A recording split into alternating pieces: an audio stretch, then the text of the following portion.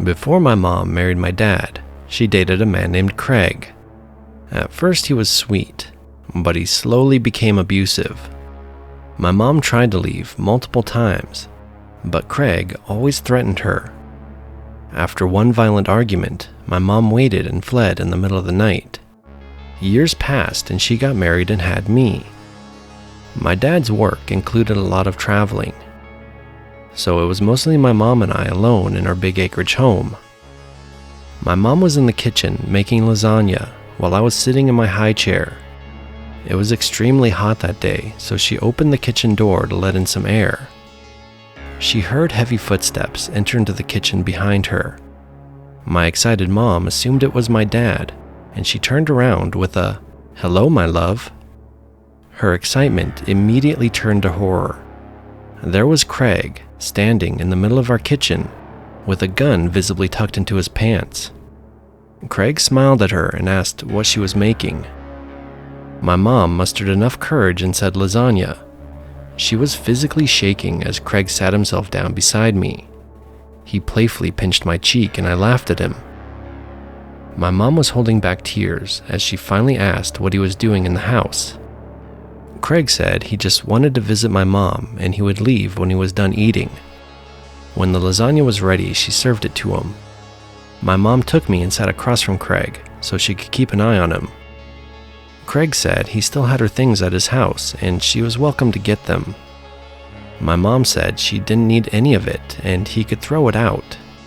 Craig started to get agitated and said she threw him away like garbage too. Craig said she was acting tough, but he knew deep down inside she was still the stupid girl he had dated. Craig claimed that my mom needed him in her life and that she couldn't function if he wasn't there to help her. He said he needed to be there to raise me because my dad was a pussy who would never be able to protect my mom or I. Craig said if he was crazy, he could have easily kidnapped us or done things to my mom because my dad was a wimp who couldn't protect what was his. My mom started to cry and told Craig to leave the house. Craig said that it wasn't her house and that he had a right to be there. My mom said if he didn't leave, she would call the police, which really made him angry. Craig threatened that if the cops got involved, he would hire men to cut her up into pieces and film it. My mom started to cry even louder, and an agitated Craig threw his plate and yelled at her to stop crying. I got scared and started to cry too, which caused Craig to stand up and approach my mom. She jumped out of her chair with me cradled in her arms. She begged for Craig to spare my life. Craig tried to reach over to touch my mom, but she got so scared that she fell to the floor sobbing.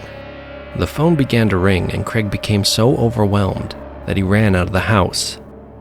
The cops and his family found him about to shoot himself in the head. His adult son had to convince him not to do it. My mom was so traumatized that she didn't want to deal with any of it, so she got a restraining order against him.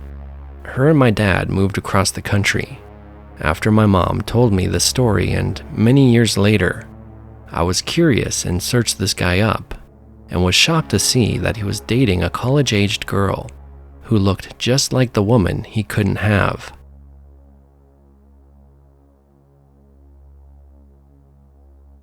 My ex used to be a nice guy. That's why I never would have imagined in a million years that things would have turned out like this.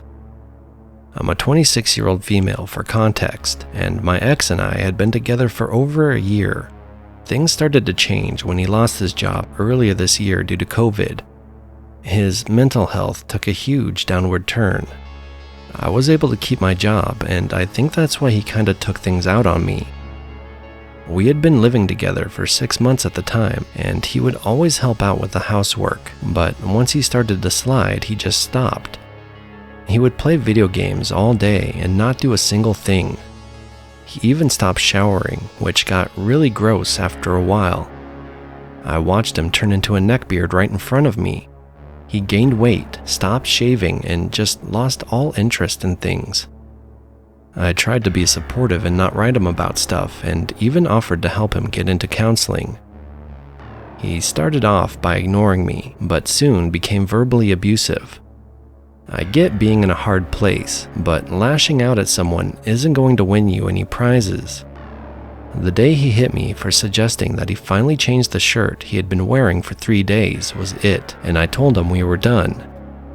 With the quarantine still in place and him having no job, he didn't have any options to move out. He slept on the couch and I locked my bedroom door every night. He wouldn't talk to me. Whenever I went out of my room, he just stared at me with these dark, hollow eyes. I don't even think he had been sleeping at this point. I finally called one of his friends to come get him. When they arrived, he didn't argue with them, he just left, but on the way out, he stared me down the whole time. Whoever used to be inside him that I'd once loved was now gone. It was like he was a completely different person. I don't know what really happened inside his head because he would never talk to me, but seeing him as a shell of a man was scary. His friend came in and took all his stuff, and things were quiet for a while. About a month later, I got a text from him apologizing and saying he now knew he was wrong. He was just broken and was getting help. It sounded good and sincere, so I believed him. He asked if we could meet at a local park later, but it would have to be at night since he had gotten a new job. I agreed and was excited that maybe he had turned the corner and was better. Got to the park around 9. It was dark out and no one was around. I saw him sitting on a bench under a lamppost.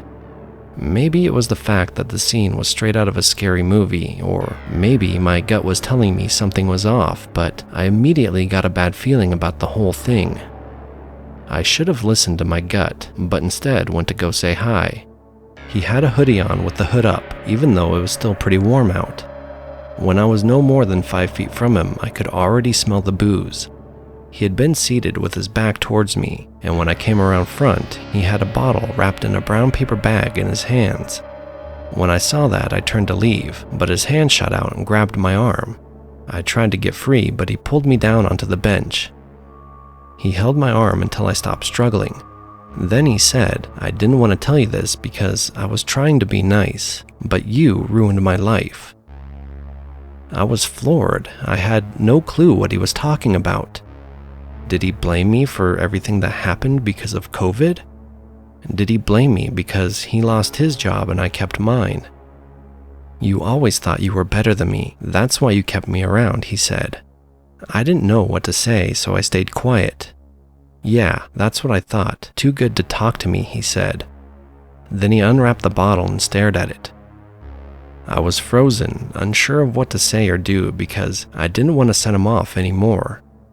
He smashed the bottle on the metal armrest of the bench. Now my adrenaline was spiked. I didn't know this man anymore. I didn't know what he was capable of.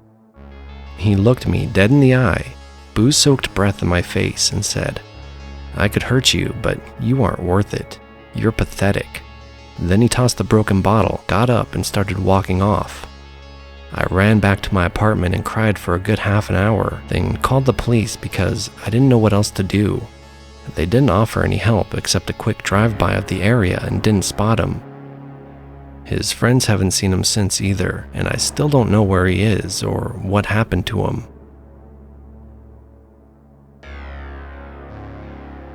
I love my mom, but damn does she have some bad judgment when it comes to dudes.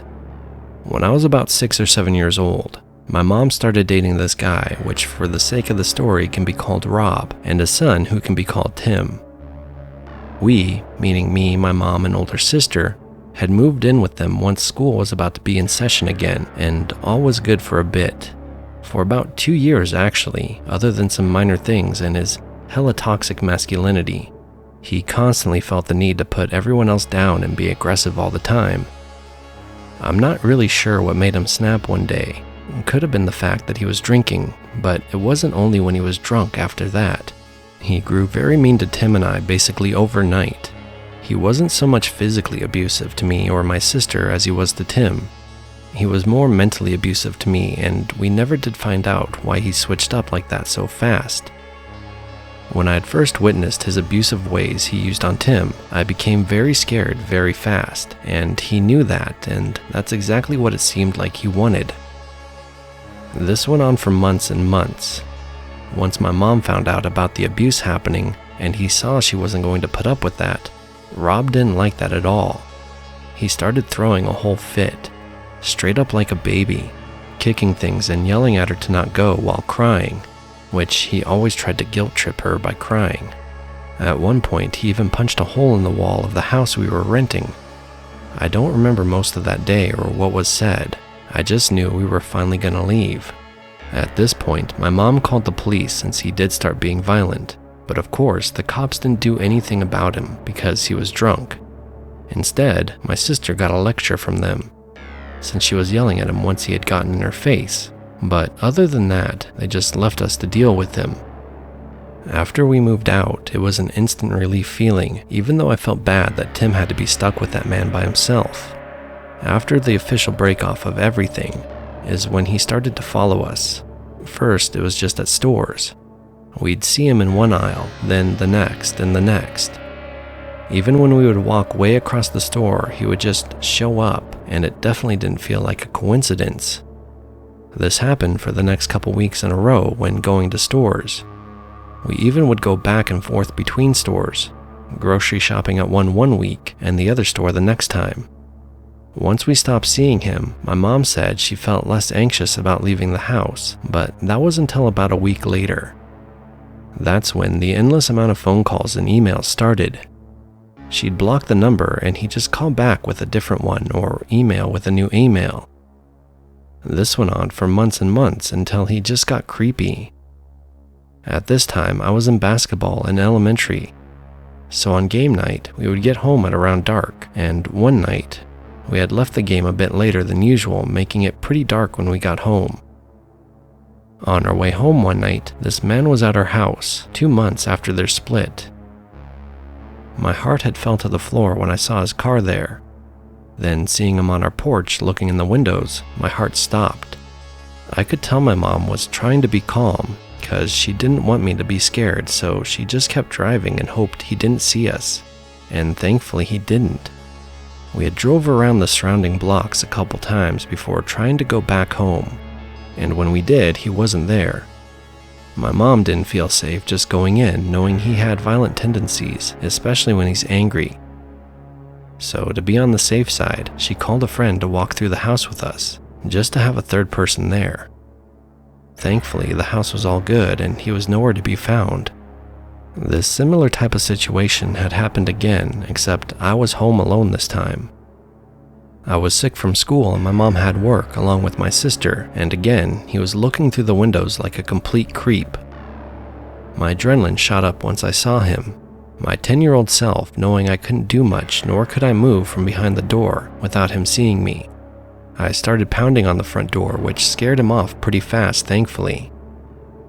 I'm pretty sure he expected no one to be home, and I'm not really sure who or what he was looking for. After this, I only saw him at the store a couple other times. Weird enough, after a couple more weird calls and voicemails, it all stopped. We never saw him or heard from him again. Well, up until about a year ago, another email, another apology, another block from my mom. Been almost 8 years now, but Rob, let's never meet again.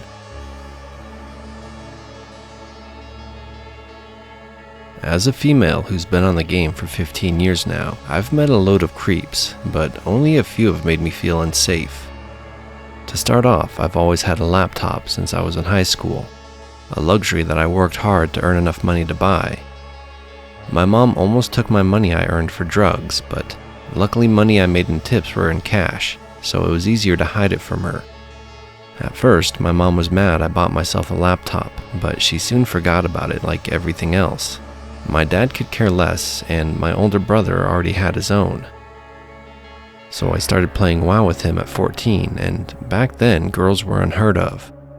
I got the usual creeps who usually backed off after hearing my age, or they were young too. But not this guy. This guy loved that I was underage. I was about 16 and used to creepy guys at this point. No longer a noob at the game or fending off creepy guys. It was no surprise a new guy in the guild started hitting on me. Now, I was 16, dumb, young, and horny, but I knew I wasn't going to find love on WoW where you knew no one in real life. And plus, I already had a crush on a guy I couldn't have. because he was my brother's best friend, but in my mind back then, I only wanted him. So it was easy to turn guys down despite being desperate as hell for one guy. But that all changed after my brother's friend went off to college. I had a part-time job with my brother's friend, but girls at work surrounded him, and I became demoralized I'd never find true love. Cue 19-year-old guy on WoW who made me feel wanted. I had a camera phone so I could send and post pictures at that age, and back then I mostly used Facebook, MySpace, and PhotoBucket. I lost a lot of weight my sophomore year, so I posted confidently bikini pics and sexy pictures, thinking I'd lure the attention of my brother's friend who was 19. So when this guy who was also 19 liked me, it didn't faze me. He looked the part in his photos, and his younger brother was my age, or so I thought. He was extremely attractive in his photos and even proved it was him in his pictures by holding items I asked for. He started paying my WoW subscription, which in the long run, I realized it was to get my home address and real name. I was stupid and heartbroken over my brother's friend. Years of teaching myself online safety and the ability to be strong against flirts was all but lost in the fog. We'd talk for hours on Ventrilo, and he'd make me feel pretty. I was completely blinded by this point. He sent me gifts, and I didn't even question how he had my address. Then he offered to drive and pick me up, as only then I did suddenly get cold feet. I had a good friend on WoW, someone my brother met at PAX and joined the guild, and is still one of my best friends to this day. He's 6 years older than me, but never creeped on me. Was more like the protective brother I lacked.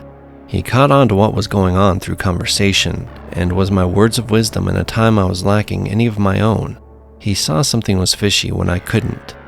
I told my friend I was scared to meet him because, dumb teenager logic, I thought he wouldn't like me. My friend chimed in that I shouldn't meet anyone off the internet at my age. I told him about the gifts, and I swear I've never been scolded like this before in my life.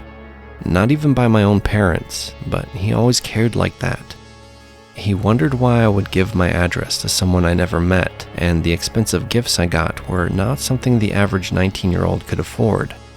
None of this ever clicked for me, of course, because I was lonely and trying to prove I don't know what to myself. Just like that, I told the guy it wasn't wise to meet in person, and my parents said I wasn't allowed to. That's when it all went dark. At first, it was pestering over and over, guilting me over gifts he gave me and encouraging me to defy my parents. While he kept bothering me, it never occurred to me he'd lose his shit, while my friend was worried shitless about the guy having my address, going as far to drive the 11 hours to my house and explain the situation to my dad, as I refused to tell him out of fear of getting in trouble at the time, all while taking his spring break in my state instead of his own with his friends. There's a reason he's still one of my best friends. He has a little sister of his own as well, and she's my age, so his protective nature is natural. Eventually, he made me block the guy, and that was that. The guy was pissed off. He'd go on different accounts to accuse me of gold digging and using him.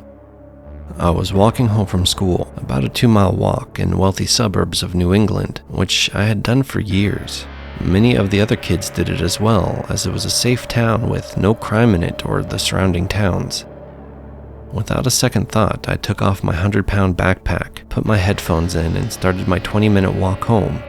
It was cold, so I had earmuffs over my headphones, which only drowned out sound even more.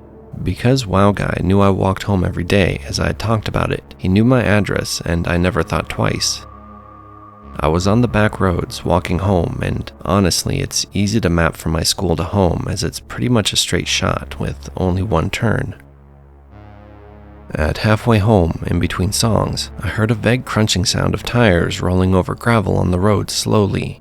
I turned around to see a tinted black car that you couldn't see much of the person in front. I jogged out of the driveway I was standing in front of, assuming it was waiting to turn, but it didn't turn in. The roads were dead, and it didn't make sense for him not to go around. I swear that saying that you go cold when you're terrified is absolutely true. It could have been a summer's day at 95 degrees, and my bones would have still been cold. My heart just sank and my breathing was uncontrollable. I felt like I had no control over my body as I realized this guy was following me. My body felt like it wasn't ready to fight or flight, but simply freeze there and die. It only got worse as the second time I turned my head to see the car had stopped. I stopped. My world stopped. I couldn't stop staring. Just froze and breathing like all my school books were on my chest. Crying silently, my eyes hurt with no tears or sound as I just stood there. The door opened after what felt like hours, but only seconds, maybe a minute. It was in fact him. It was the attractive guy from the photos. Not a catfish, but something seemed different. At first, I thought it was his angry expression, but soon realized he was definitely not 19, more like 30 years old. I could barely think over the loud sound of my heart racing as it froze me in place. I thought I was about to throw up as he spoke to me. He told me to get into the car, or that he'd light my house on fire and kill my dog in front of me. I honestly just couldn't move, couldn't reach for my phone as his words just froze me. And like some magic, we both failed to notice the little old lady on her porch watching this all play out. Suddenly, I hear her yell, "Get away from that girl right now before I burn you alive." We both turned to meet her eyes, pissed off small lady about 60 or 70 with white hair. I think she noticed my frozen in fear state as she told me to get over to her quickly. And like that, I ran over to her, tossing off my heavy brick of a bag. It was obvious he was unsure of what to do next because he just stood there and watched me run to her. Must have been a sight, this tiny thin old lady standing in front of a teenage girl yelling at this man to go away. And like that, Savior number 2 joined the battle as her husband stepped out. Guy looked like he had been through a war or two, with a shotgun of all things and a booming voice. He pointed his gun at the guy, saying, "I've shot and killed men for less reason. You better leave now." He got into his car and drove off as I simply collapsed. All that fear came out as I cried harder and harder, as my brain sifted through the past few months of mistakes. After calming me down enough to speak in non-hyperventilating words, she asked me if I knew him. I told her kind of, but only online from a video game, not in real life. Of course, explaining it wasn't easy, and her husband couldn't grasp what World of Warcraft was. She got on the phone with the school counselor, who was her daughter apparently, and told her my name. I was well known to her daughter, ironically, but it was only 250 or less kids in the school, and the town itself was small. Many staff at our school had family in town, kids at school they were related to either by their own children or their siblings' children. It was the kind of town if you didn't leave by a certain age, you were stuck there, so honestly it seems ironic, but entirely not a huge surprise.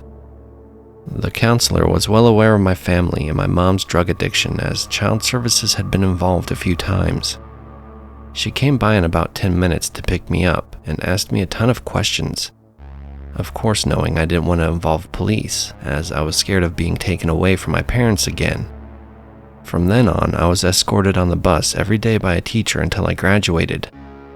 If it ended there, it would be nice, but there's still a bit more.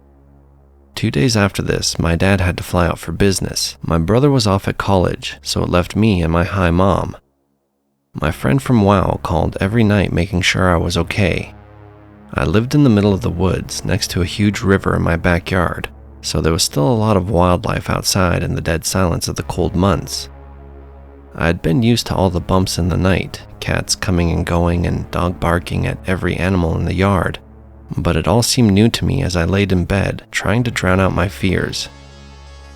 The house I grew up in was a 6-bedroom house. I had a little sister too, but she stayed with my grandma in another state per court order, while I was allowed to choose due to her only being 9 and me 16. The other rooms were used as a game room, office for my dad, and guest room mostly for when my sister visited. So in a large house like that in the middle of the woods, it was scary to virtually be all alone because my mom accounted for defenseless. I was letting my last cat inside for the night, and at the end of the long driveway between my neighbor and our house was parked a black car. I quickly shut the door and locked it after my cat got inside. I made sure all 5 other doors were locked. I went and turned off all the lights and got all my cats into one room, so I knew they were safe. Here's the thing about my dog. He's untrained for the most part, but was basically a giant lab puppy in his mind. We had to keep him outside if we had guests, but he never bit anyone. and if you spent enough time around him, he'd eventually accept you. Also, he didn't growl at all strangers either, so he wasn't the most reliable guard dog, but he was big with a deep bark. I mulled over what to do as I sat there in the dark with my dog, waiting for a shadow to pass by the window. I eventually went upstairs to my mom's room and woke her up from her sleeping pill slumber. Groggy and still kinda high, she didn't quite grasp what I was telling her till I started crying. She sorta sobered up and asked me to get her some coffee, so I did, all while I'm watching my dog's every move because I know he could sense something before I did. As my mom sobered up, the fear in her eyes grew. Eventually, she got the idea to call my neighbors and ask them if they knew the car. They didn't. 2 of the men went out of their house to check the car together. The car was empty and locked, but with a flashlight, you could see somewhat into the tinted windows. They never told us why, but something they saw in the car prompted them to call the local sheriff. The sheriff drove over about 15 minutes later, ran the plates, and asked the houses around about it. Apparently, it was a rental car from Ohio, and he was calling to see who it was rented to, but the offices were closed. The sheriff stuck around in his car for about an hour till someone came out of the woods and then ran back in as the cop turned his spotlight on him. I guess he called for backup as 3 other cop cars showed up in about 5 minutes. At which point a lady cop got out and I asked to speak with her and for her to call my counselor at school to explain who that might be out in the woods. Eventually the lady cop asked if she could take a look around the house to see if things were secure and get any information from my laptop about him. In her search, she found something I didn't think about checking. The basement door was not just unlocked, but open. It's never unlocked, so I didn't even think to check it, as our backyard floods in the spring due to beaver dams, and it's got extra seals and stuff to prevent the basement from flooding. But the stuff sealing it, which were mostly sandbags, were set aside. The door at the bottom of the stairs was locked still, though it had some damage, like someone tried to pick it. But he had access to half the basement that was storage. The lady cop took my laptop to try to get evidence from it. After a few hours, the neighbors had gone to bed, and the cops came back empty-handed, but left a cop outside our house and towed the guy's car. From what the lady cop told me, in the car there were 2 guns, some sort of rope and handcuffs. And the guy who ran back into the dense woods was wearing a winter ski mask, not out of season, but suspicious nonetheless. So eventually I try and lay down and go to sleep, but pretty sure I was going to call out sick tomorrow, and I kept all the cats inside for the day. I was too restless to sleep, as every sound made me scared. My mom was asleep with the dog in her room, and my cat slept in my room most nights by choice, as the room was usually the warmest. At about 3:30 a.m., I heard a knock at the back door, and a guy say, "Undercover police, open up." I was still awake as I walked downstairs to make out a guy standing in the dark with a gun. As he saw me, he demanded that I let him in now as he needed to speak with me. Something felt off. My gut knew it before I did that this guy's voice seemed forced, like someone purposely making their voice deeper. And why was he at the back door? So I turned on a light outside, and sure enough, it was him. I just screamed, and as quickly as I screamed, he started hitting the door hard. The banging was pretty loud as I ran to the front to see if the officer was still outside.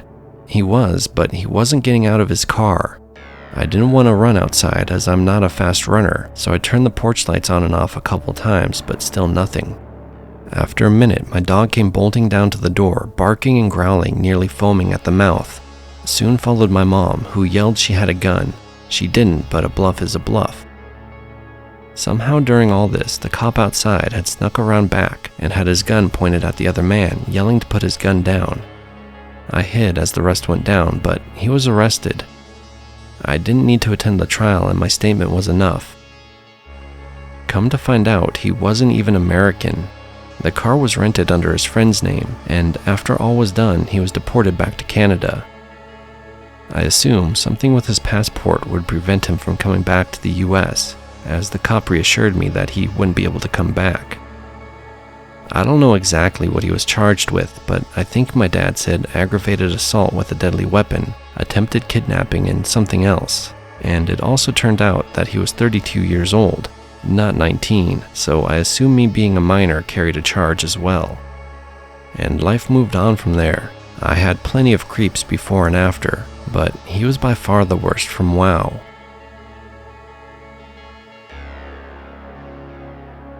My last girlfriend a few years back was never very mentally stable. I knew she had had a rough past, and maybe that's why I stayed with her. I'm not going to get into all the details, but she was abused when she was younger.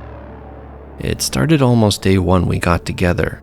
She would put down my friends and pretty much single-handedly cut them out of my life. On top of that, she would put down anything I was interested in, calling it childish or not manly. How welding is childish, I don't know, but she called it metal Legos. Pretty much she wanted me to be what she wanted and wasn't happy with who I was. I kept giving her second chance after second chance, hoping she would turn around. There were times when she was great, but most of the time it was unbearable, so we eventually broke up. Somehow we had lasted 6 months together. 2 weeks after I gave her the boot, she started calling me, begging for a second chance. It started off as once a day and then escalated to multiple times with many text messages as well. Finally, I had to block her. Then, a week later, she came by my place, saying she left some of her things there. I knew she hadn't because I had made sure to give back everything, since I never wanted to see her again. She then said that if I didn't let her in, she would let herself in, and then showed me the handle of a kitchen knife in her purse. I'm not gonna lie, even though I'm a pretty big dude, the thought of this tiny girl with all her energy and craziness slashing around a large knife scared the shit out of me. I tried to close the door, but she wedged herself in the doorframe and pushed back with a strength I didn't think she had. I told her to leave or I'd call the cops. She called me a pussy and said I wasn't man enough to handle her. I grabbed her arm to push her out of the door, and that's when she screamed at the top of her lungs that I was abusing her. She wrenched her hand free and then did the most insane thing I've ever seen anyone do. She punched herself in the eye hard. She hit herself 2 more times before I could even close the door. I live in an apartment complex, and someone must have called in a domestic disturbance because the cops showed up not shortly after. She was still on the property when they arrived and tried to blame me for hitting her, but one of my neighbors saw most of it, at least the part where she hit herself, and they told them I hadn't touched her. The police didn't know what to make of the situation, even when I told them she had a knife. They checked her bag but found nothing. I don't know if she had gotten rid of it in the few minutes it took them to show up or what she did with it. Since I hadn't hit her and she didn't have a weapon, they escorted her off the property and told her not to return. There were a few times I saw her around my building, and even woke up to my car having been keyed one morning. I moved from that apartment to another side of town and haven't seen her since.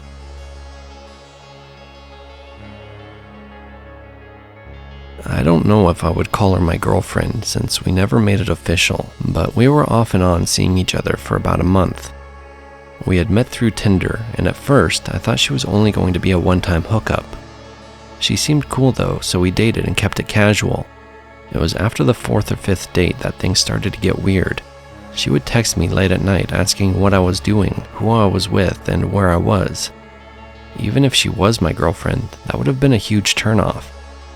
I tried to break it down for her and let her off easy, explain that she had no right to keep track of me like that, and what she was doing wasn't acceptable.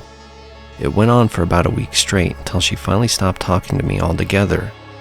I was pretty happy with that, but then another 2 weeks passed and she sent me a really cryptic message. It sounded like she was in danger. So I responded and asked if everything was alright. She told me that her and her friend had gone out that night to a club. Some guy had followed them all night, pretty much stalking them. They were walking around downtown trying to lose him. It all seemed very bizarre, and I told her to call the cops if she was in trouble. She said that she had had problems with the police and they didn't like her. Seemed kinda suspicious, but who knows. I should have hung up on her. Guess I'm just a nice guy. Finally, I gave in to her begging and went to go meet her and her friend to give them a ride home. Keep in mind that it was midnight and I had work the next day. Go to pick up her and her friend. She's on the phone with me the whole time and she sounds pretty hammered. It was hard to figure out where she was telling me to go. Finally find her in an alley about a mile from the bar. Her and her friend are sitting down smoking a cigarette and look pretty rough. pull over to let her in, but she's having a hard time standing, so I have to get out to help her. She has her arms around my shoulders while I'm walking her to the car when a guy comes around the corner. He sees me and starts running at me, cursing me and her out. I guess she knew him because she says, "Shut up, Tim, I'm going home with him tonight." That made everything so much worse. Tim gets in my face saying she's his girlfriend and will be going home with him, and he doesn't know who I think I am. Then he asks her if this is the guy she'd been cheating on him with. She's still over my shoulder talking trash to Tim, who I found out really was her boyfriend. Tim is getting more and more upset with everything she's saying. Finally, he pulls a knife and threatens to stab me. That's when this girl starts crying, saying she loves him and he's the best man ever, and she's so sorry she ever hurt him. I sort of just hand her over to this guy, and without saying a word, slowly backed up.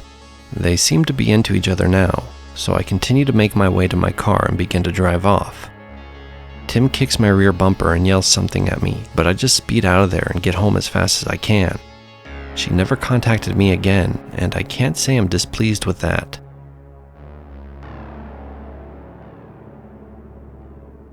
Dated this woman for over a year, and things just weren't working out for me. Not that it was bad, but it wasn't good, so I called it off.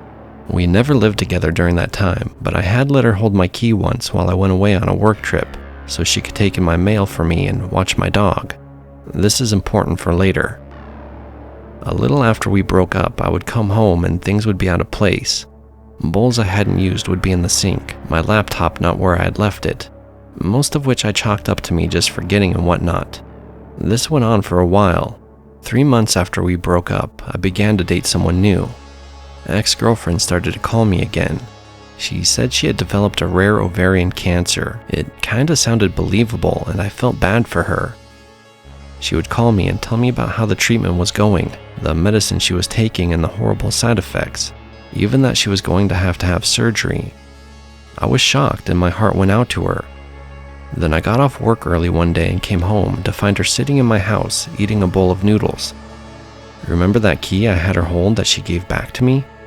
She had made a copy and had been spending time in my house when I was at work.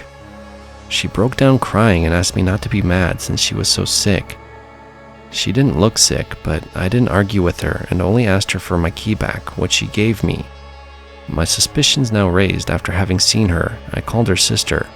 Her sister tells me that she doesn't have cancer as far as she knows. That's very interesting, considering she had told me that sometimes the medicine made her so sick that her sister had to drive her to appointments.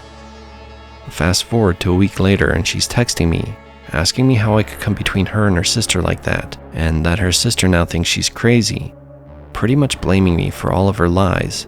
Next she starts threatening to kill herself. I tell her if she's that bad off, she needs to call the suicide hotline, then block her. One more week goes by and it's a Saturday. I go to the gym for about 2 hours and come back home. None of the lights are on, even though I know I left the living room light on. Open the door and the smell of gas hits me in the face. Go downstairs to open the windows and check the main line into the house for any leaks. There's no sign of a leak, so I leave and call the gas company.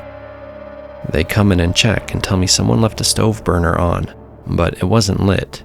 I hadn't even eaten at home the night before, and I don't eat before I work out, so I know it wasn't me. I get the locks changed on the house and never have a problem again. I'm pretty convinced my ex still had an extra spare and had turned on the burner, so when I turned on a light, the house would blow. This is a convoluted story, so bear with me as I try to convey everything I can recall about what led me to the conclusion that my ex-housemate could have potentially been a serial killer, or serial killer in the making. It was the summer of 2015 when I moved in, and at first appearances, my housemate/landlord Mike was somewhat normal, if not a bit socially awkward and dysfunctional.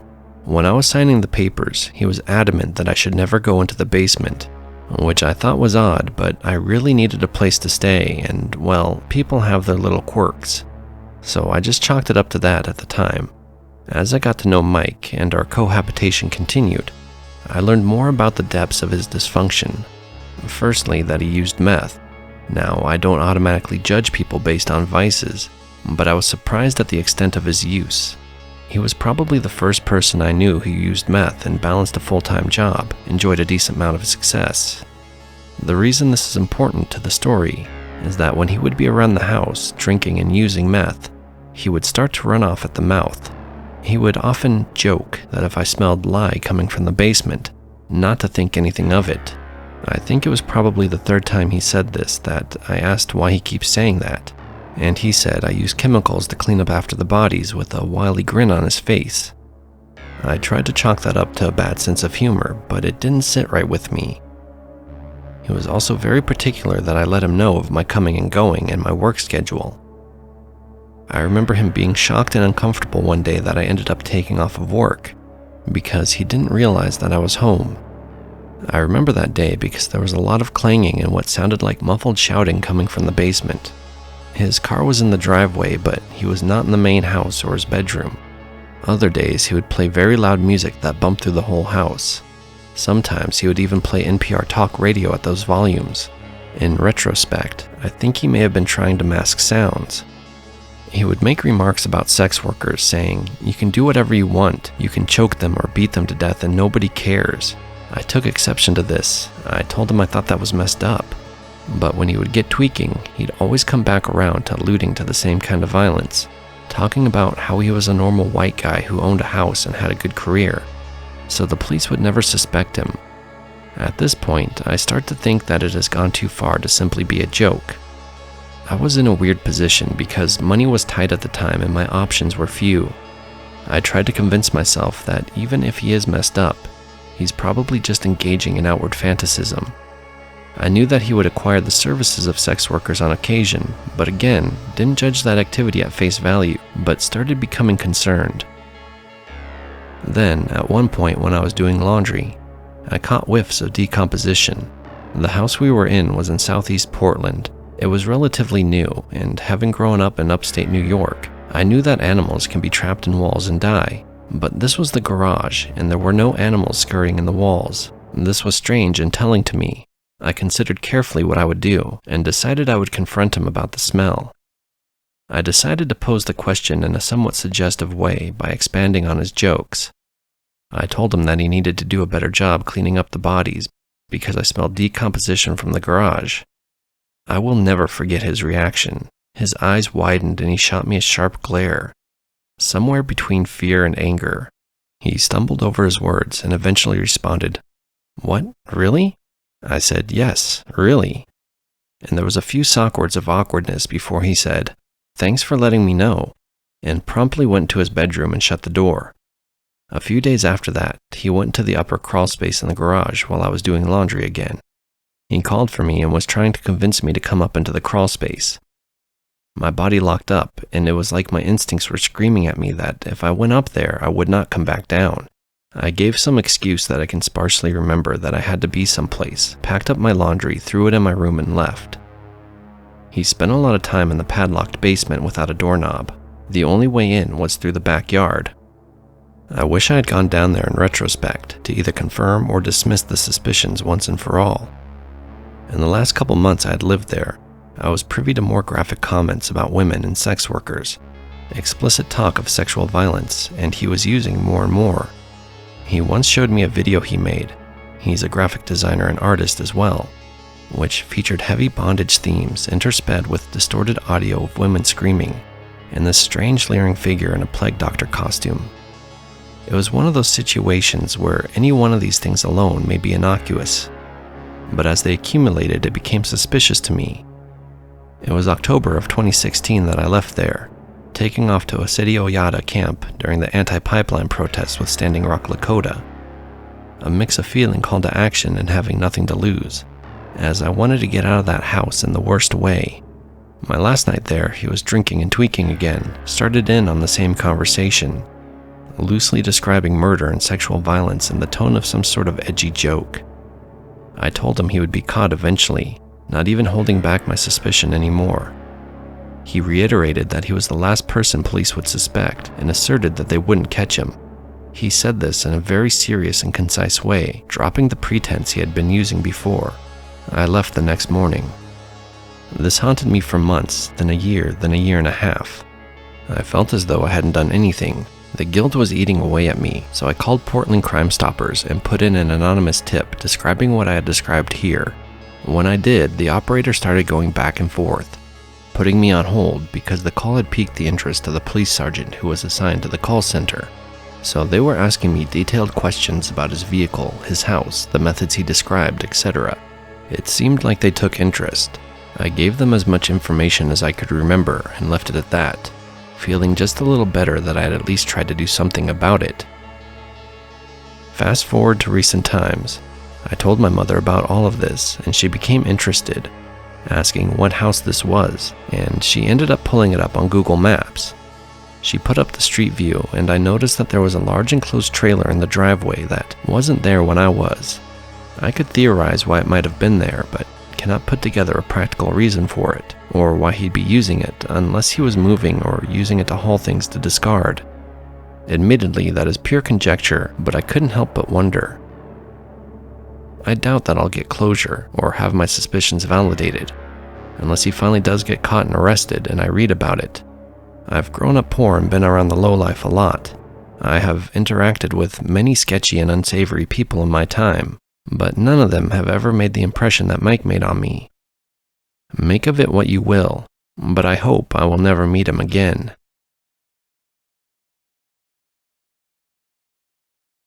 This was the one and only time I've ever used Craigslist, and after this, I don't think I'll ever use it again. This happened back in 2014. I had just graduated university and was a broke college student looking for a job, so I took the first one that came my way, which was 2 states over. I had a bit of money in a savings account, but didn't want to use that since it was the start of my retirement fund, so I decided to sleep in my car since I couldn't afford a place right away. I figured once I got my first check, I'd use that to get an apartment. Sleeping in your car is rough, and Walmart parking lots late at night are no picnic. So after the second night, I knew I had to find someplace else, even if it was a cheap single room to rent. I had heard of people renting rooms in their house on Craigslist before, so I decided to check there. The first 3 people I sent messages to didn't respond. This was a small town I was in, so there weren't many options. I spent a few more nights living out of my car waiting for replies. I heard a few fights in the middle of the night, and the police were called once. It wasn't very pleasant waking up at 2 a.m. to red and blue lights shining through my windows. This made me desperate, so I put a message out to the last person on the site. I had held off because it seemed weird in their post that they were asking for college-aged women only. If that doesn't scream creepy, I don't know what does, but I was desperate. He got back to me that day, and even though I'm a guy, he agreed to meet me. He actually seemed really normal upon meeting him. I even asked him what was up with the college-aged women only in his post, and he explained that he leaves for business a lot and his wife is home alone. She feels more comfortable around women than men if she's alone. That made sense, but I told him he might not want to phrase it that way because it comes off as weird. He even said that since money was tight, I could pay him once I got paid after I explained my situation. It seemed heaven sent. That night when I went to bed, I noticed a blinking red light coming from the ceiling. I figured it was a fire alarm with a low battery. They do that sometimes and then went to sleep. I kept forgetting to tell him about the light for 2 days. Then on the 3rd day, I told him it's disturbing my sleep. He seemed a little confused at first, but then said he'd fix it. Sure enough, that night, the light stopped blinking, so I forgot about it. It wasn't until the weekend when I was laying in bed chilling that I noticed there wasn't a fire alarm on the ceiling. That's weird, I thought to myself, then got up to try and figure out what the light had come from. Upon closer inspection of the ceiling, I noticed a little recessed hole, but it looked like something had been laid over it to cover it up. I got a pencil and moved a piece of construction paper aside. It was then I realized I was staring into a camera and that red blinking light had meant that it was on. This guy had been watching me in my sleep, and now would no doubt realize he had been discovered once he saw my face in the camera, wherever it was transmitting to. Fortunately, it was early on a Saturday, so I called my bank before they closed, and emptied out my savings account and rented a room that night. I paid the guy for the days I had been there, so I would never have to see him again for any reason, and left. I didn't know if I should call the cops or what. I did report him to the admins on Craigslist and did see that his ad was taken down. I took what money I had left and rented an apartment later the next week.